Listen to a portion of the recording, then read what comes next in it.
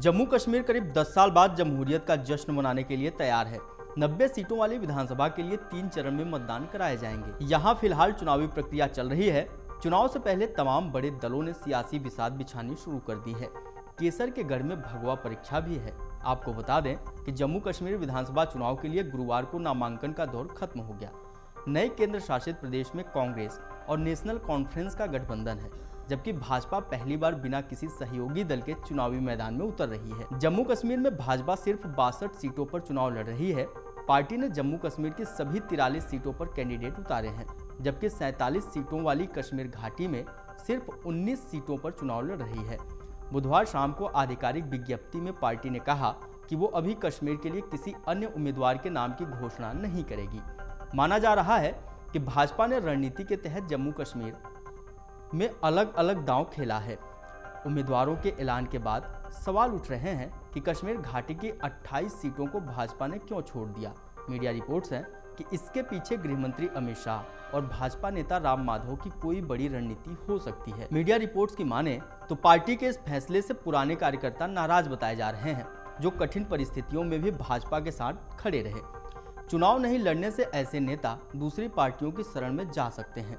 लोकसभा में भी भाजपा ने घाटी की 3 सीटों पर कैंडिडेट नहीं उतारे थे, लेकिन केंद्रीय गृहमंत्री अमित शाह ने इस फैसले पर खेद जताया था।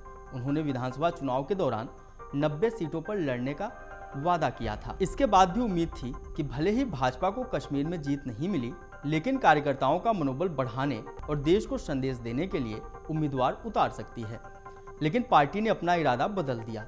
भाजपा ने दक्षिण कश्मीर की 16 विधानसभा सीटों से 8, मध्य कश्मीर की 15 सीटों से 6 और उत्तर कश्मीर की 16 सीटों में से 5 उम्मीदवारों को मैदान में उतारा है। मीडिया रिपोर्ट्स है कि कश्मीर घाटी में भाजपा की जीत आसान नहीं लग रही। ऐसे में पार्टी के पास ऐसे उम्मीदवार भी नहीं है जो नेशनल कॉन्फ्रेंस, पीडीपी और हुर्रियत समर्थित निर्दलियों में अपनी जमानत बचा सकें।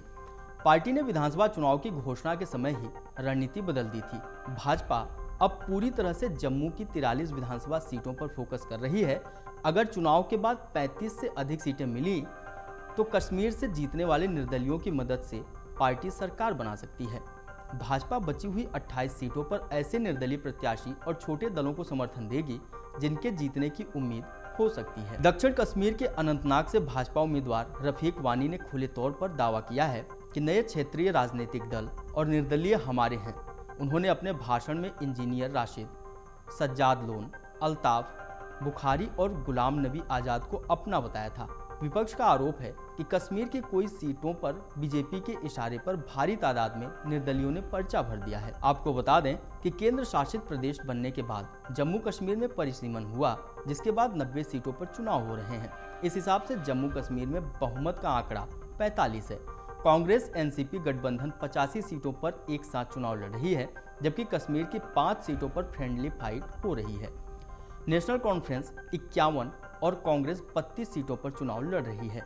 जम्मू रीजन में भाजपा का मुकाबला कांग्रेस और एनसीपी से है। कश्मीर के सियासी हलकों में इंजीनियर राशिद को जमानत मिलने के बाद चर्चा गर्म है।